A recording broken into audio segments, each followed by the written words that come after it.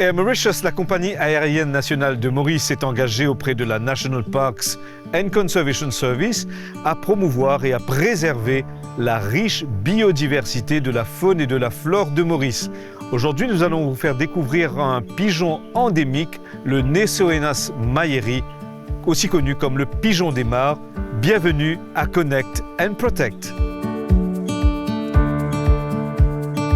Nous retrouvons-nous, Charmim, dans cet écrin à ciel ouvert, dans les gorges de la rivière Noire, côté d'un beaucoup de pig pigeon et cet oiseau endémique de Maurice qui frôle l'extinction au début des années 90.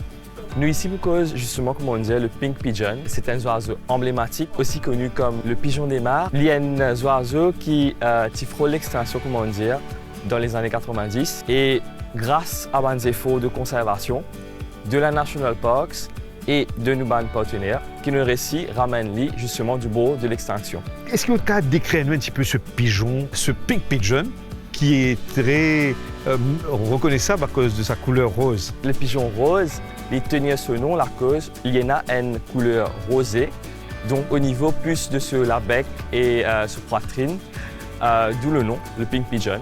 Il est un oiseau vraiment charismatique sur Gately. Il fait environ 30 à 36 cm de longueur, avec un poids de 300-350 grammes. Nous payons vraiment une façon de distinguer le mâle et la femelle, parce que physiologiquement, c'est presque pareil, juste le mâle un petit peu plus gros, allons dire, que la femelle.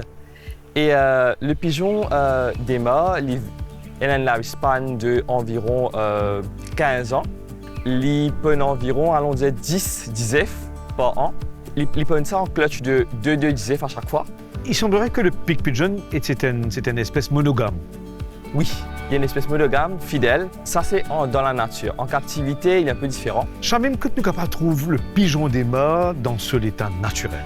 Le pigeon des mares, nous trouvons majoritairement dans le parc national à l'île Maurice. Il y en a 9 subpopulations, incluant celui de Plaine-Lièvre et à la gauche de la rivière Nord, où on se trouve actuellement. Dans les années 90, il était au bord de l'extinction. Aujourd'hui, il y a à peu près 600 espèces de ce pigeon des mares. Quel est l'effort de conservation de la National Parks?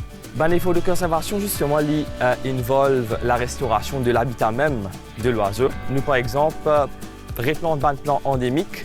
Nous retirons des plantes exotiques, nous déjà un contrôle de prédateurs qui est bien défini. Et aussi, nous faisons un monitoring continu de l'oiseau, de la population, donc incluant la saison de reproduction, quand c'est des œufs nous gagner. C'est quand cette période de reproduction? Dans la nature, tout au long de l'année. Parce qu'à l'île Maurice, on a une température qui est plus ou moins similaire tout au long de l'année. Donc, cette période de reproduction à l'île Maurice, presque tout au long de l'année. Et qui Banzefo National Parks peut faire au niveau de ce awareness pour faire connaître justement cette espèce unique à Maurice? Justement, l'awareness ou la sensibilisation, c'est un aspect très important de la conservation. Et justement, avec ce programme de Connect and Protect avec Air Mauritius, nous pouvons augmenter la visibilité du travail de conservation qu'il nous fait à la National Park. Nous devons rendre le public conscient de l'importance justement de préserver l'héritage naturel, nous pink pigeon, nos oiseaux emblématiques de l'île Maurice.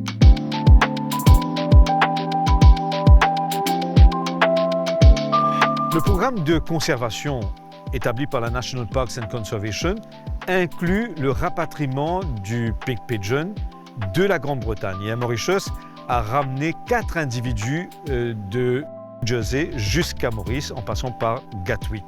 Et pour nous en parler, Choma, merci de nous rejoindre ici dans les gorges de la rivière Noire. C'est moi qui vous remercie. Dans les années 1970, il y a le fameux conservationniste Gérald Darrell qui visite Maurice et qui constatait que la population de pigeons roses commence à diminuer. À cette époque-là? À cette époque. Et comme Lily fonde Jersey Zoo en 1959, et il est passionné pour la conservation, Lily décide pour prendre une population de pigeons roses pour amener en Angleterre, en Europe, comme un safety net. Et justement, c'est là qu'il commence le travail de conservation, donc par reproduction en captivité à Jersey Zoo.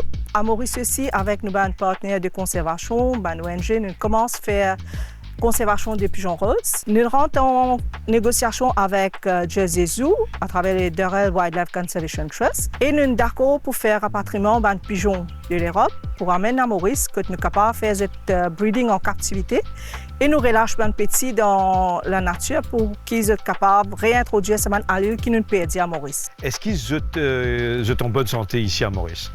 Absolument, vous êtes en très bonne santé. Nous faisons une quarantaine qui est assez stricte et nous n'avons pas perdu aucun individu à Maurice. Et maintenant, nous shiftons à nos Captive Breeding Center à Rivière-Noire. Qui porte d'ailleurs le nom de Gérald Durrell, exactement. Et maintenant, nous sommes bien établis, nous faisons le molting. Molting, c'est un procès que nous préparons pour la reproduction, nous réchangeons le plumage et ça devient très belle. Et là, maintenant, en août, nous commençons nos captive breeding des sabanes oiseaux-là. Est-ce que ces oiseaux, c'est des mâles, c'est des femelles, qui nous ramené depuis Jersey Zoo à Maurice? Et comment vous pouvez faire accoupler avec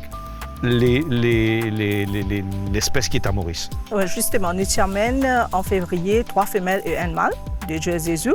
Et ici à Maurice, les 3 femelles nous peuvent avec 3 mâles qui est mauricien et une femelle pour le mâle de Jersey. Donc, nous pouvons avec la population qui est Maurice. Comment l'accouplement de ces pigeons qui viennent de Jersey avec les pigeons d'ici, comment ça s'est allié dans le programme de conservation et comment c'est aussi important et crucial? Donc, c'est un procès purement scientifique et demande beaucoup de ressources. Et après ce procès-là, quand j'ai fini à coupler et il y a un successful pairing, nous attendons pour nous bandizif. Et pour encourager plus, nous prêtons ces bandizif qui sont là, nous servons de first step parent comme bandov qui nous a à nos captive breeding center dans le milieu de quarantaine. Et bandov, vous êtes incubé de ces petits-là. Donc, ça père qui est venu depuis Jersey Maurice, j'ai l'occasion pour une plus d'ISF pendant notre captive breeding period. Parce qu'en captivité, nous ne pouvons pas pour reproduire toute l'année parce qu'il est assez exhaustif. Alors, nous avons un petit window de 3 à 4 mois pour nous faire captive breeding. Et de là, nous laissons les oiseaux le temps pour récupérer eux-mêmes, pour refaire eux-mêmes, pour nous garder un captive breeding period pour the following year. Est-ce que ça va une colombe qui agit comme nounou de Saban d'ISF-là pour la couvrir? Est-ce qu'ils sont endémiques aussi? Non, ce n'est pas endémique, mais nous servons comme foster parent.